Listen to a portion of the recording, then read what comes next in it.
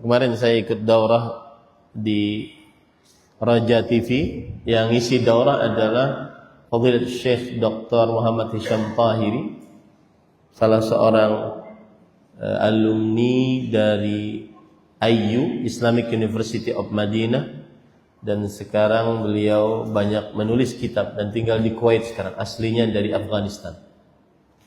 Beliau mengatakan begini, tidak ada khilaf di antara para ulama yang meninggalkan sholat kafir. Gak ada khilaf.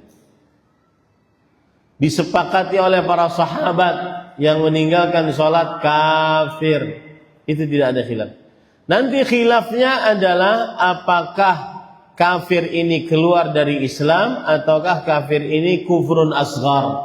Itu saja. Tapi untuk khilaf nggak ada khilaf. Yang meninggalkan sholat kafir. Sebagaimana perkataan Syafiq bin Abdullah, adraktu 30 min ashabin Nabi sallallahu alaihi wasallam, kulluhum yarawna annahu lam yutrak syai'un an yusabbibul kufr illa shalah. Tidak ada sesuatu yang ditinggalkan menyebabkan kekafiran kecuali salat. Para sahabat sepakat akan hal ini.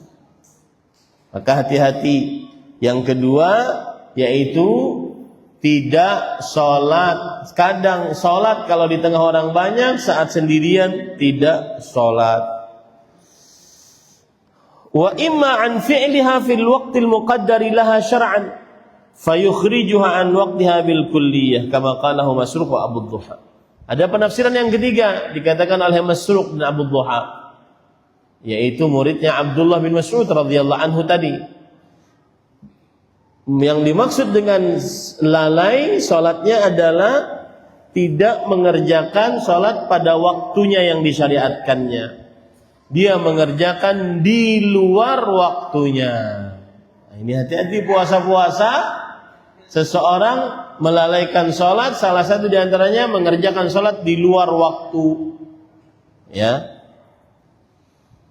Kemudian termasuk daripada tafsiran yang keempat, imma an waqtihal awal fayuakhirunaha ila akhirih daiman aw ghaliban. Termasuk lalai salat adalah mengerjakan salat tidak di awal waktu. Dia selalu dan kebanyakannya mengakhirkan waktu. Nah, ini lebih ringan daripada yang tadi sebelumnya. Yaitu salat di akhir waktu. Itu pun tercela. Karena itu sifatnya orang munafik.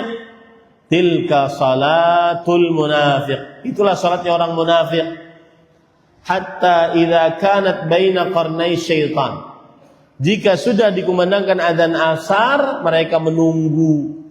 Kalau mau terbenam matahari sisa 2 tanduk setan, baru mereka qama fanaqara arba'an, bangun lalu mengerjakan salat tadi. Mengerjakan salat tadi dengan cepat seperti burung mematuk makanannya. Nah, ini di dalam bulan Ramadan harus dijauhi melalaikan salat. Kalau tidak ingin Ramadannya hanya dapat haus dan lapar. Dan itu banyak di dalam bulan Ramadan yang cuma dapat lapar dan haus. Rubba sa'in hadduhu min siyami al-ju' wal 'atash. Berapa banyak orang yang berpuasa, bagian dari puasanya hanya dapat lapar dan haus. Yang lain lagi, wa imma an adaiha bi arkaniha wa syurutiha 'ala al-wajhil ma'muri bihi wa imma 'anil khusyu'i fiha wa tadabburi li ma'aniha. Yang keempat adalah mengerjakan salat tidak menyempurnakan rukun dan syarat-syaratnya sesuai yang diperintah. Yang kelima, tidak salat dalam keadaan khusyuk. Ini semua pelalaian terhadap salat. Ini semua pelalaian terhadap salat dan itu puasanya tidak bermanfaat. Maka amalan yang paling utama di dalam bulan Ramadan, al-muhafadzah ala iqamatis salawatil khams. Selalu menjaga pendirian salat 5 waktu.